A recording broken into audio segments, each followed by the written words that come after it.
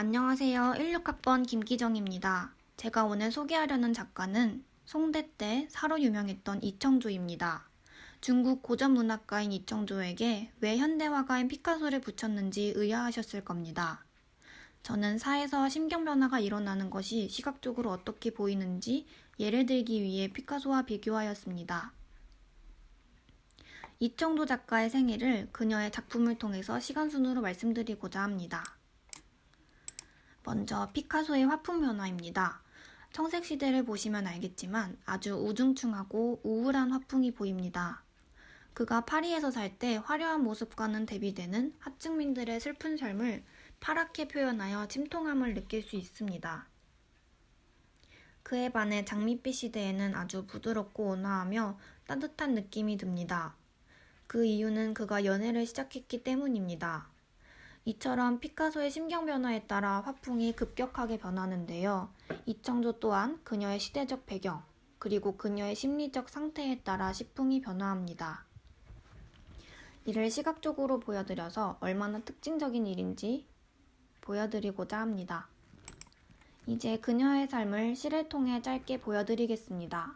먼저 감자 목란화, 그 다음 치화음, 마지막으로 성상만 작품을 보여드리고자 합니다.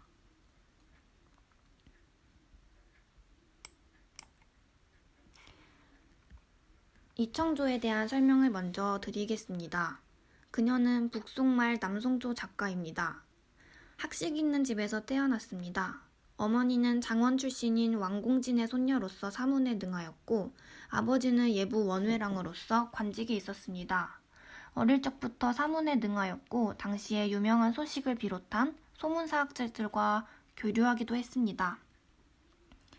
이청조는 승상 조정지의 아들 조명지와 결혼했습니다. 이 둘은 빼어난 미모와 학식으로 유명했습니다. 그래서 둘의 사이는 아주 좋았고 잘 어울리는 짝꿍이라고 불렸습니다. 그들은 사와 시를 주고받고 함께 고대 금석에 새겨진 문자를 연구하였습니다. 정말 운치 있고 고상한 부부라고 했습니다. 이를 통해 둘은 학식을 공유하고 함께 연구했던 동학의 모습도 볼 수 있습니다. 감자 목란화 시부터 보여드리고자 합니다. 이 시는 상당히 알콩달콩하고 신어운의 즐거움이 보이는 시입니다.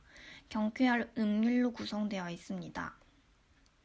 흔히 우리 커플들이 꽃이 예뻐 내가 예뻐 하는 것처럼 꽃과 비교하여 유머러스하게 신혼생활의 즐거움을 표현한 노래라고 볼 수 있습니다. 그러나 그녀의 행복한 나날은 잠시 시련을 맞이합니다. 취화음은 훗날 조명성이 진사시험에 합격하여 외지로 파견되자 부부는 이별의 슬픔을 겪을 수밖에 없었습니다.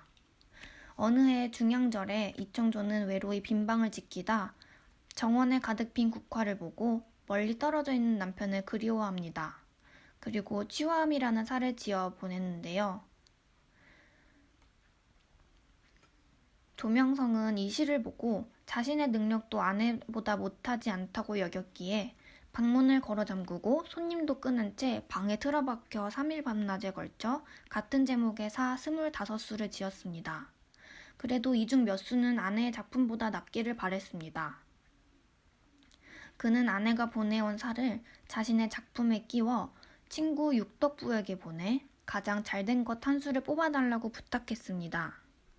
육덕부는 여러 번 살펴본 후 이 26수의 사 가운데 세 구절만이 좋다고 대답했습니다. 어느 구절이냐고 다급히 묻자 육덕부는 막도불소혼, 염권서풍, 인비황화수를 읊었습니다. 조명성은 그 구절을 탁 듣고 탐복하기도 하고 또 한편으로는 부끄러운 생각이 들었습니다. 왜냐하면 육덕부가 가장 잘 되었다고 한 세 구절은 바로 아내 이청조의 작품이었기 때문입니다. 이때부터 조명성은 아내의 재능에 더욱 감탄하고 다시는 글로써 아내와 겨루지 않았다고 합니다.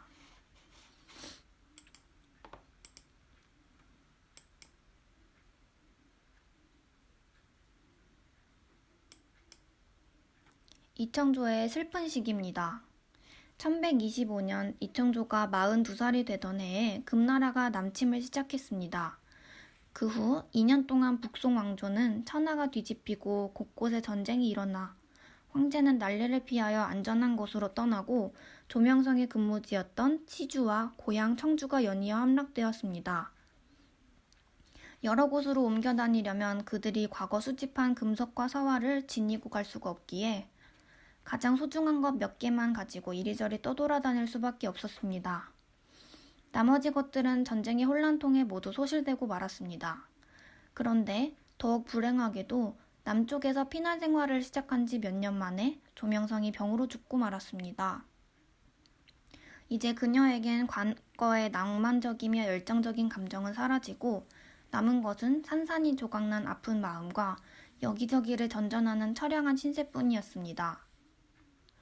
가난과 비통 속에 그나마 지니고 있던 소중한 골동품들을 내다 팔기도 하고 잃어버리기도 하며 한없이 인생이 밑바닥으로 떨어져 내려왔습니다.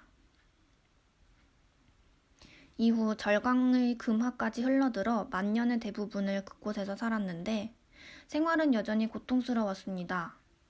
노년의 처량함과 적막함은 작품의 일대 변화를 가져와 젊은 날의 명랑함과 상쾌함은 간데없고 침통함과 애상한 감정이 가장 잘 보였습니다. 그래서 이 성상만을 그녀가 지었는데요. 보시면 알겠지만 상당히 쓸쓸한 느낌을 보실 수 있습니다. 한 작가의 시풍이 바뀐다는 것은 피카소의 그림 느낌이 바뀌는 것처럼 특징적인 일입니다. 그래서 맨 처음 말씀드렸듯이 전환기의 새로운 조류를 이끌었던 대표적 작가라는 평을 받고 있습니다. 시대의 흐름에 따라 그녀의 시가 급격히 바뀌는데요. 이렇게 입체적인 면모를 소개할 수 있어 즐거웠습니다. 발표를 시청해주셔서 감사합니다.